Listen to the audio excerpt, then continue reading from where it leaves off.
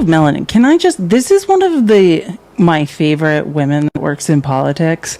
And it's like in a time of white men flailing around trying to blame things on people who it's not their fault, it's time for black women to speak. I'm gonna say it because y'all can't fight me. For the people who are like, that was his political opinion. Okay, pause. Let's run it back to grade school and discuss what is a political opinion. A political opinion is something like, how high should taxes be? Should the states have more control than the federal government? Should we regulate guns more or less? See, these are political opinions. You can agree, disagree, debate them. That's politics. But when you step into saying things like black women don't have the same cognitive ability as white people, or that black people were better off in slavery and Jim Crow because they committed less crimes, that's not a political opinion.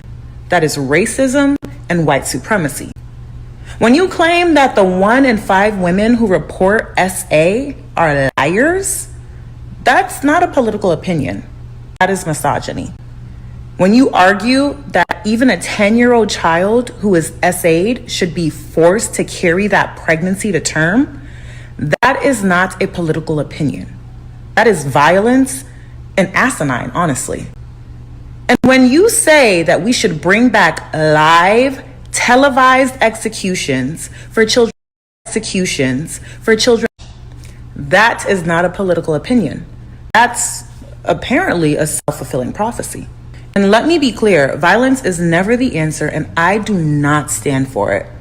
But we also can't ignore the fact that for years, this person promoted violence and hate towards others on a huge platform.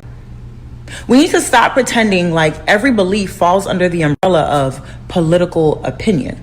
Politics is about governance.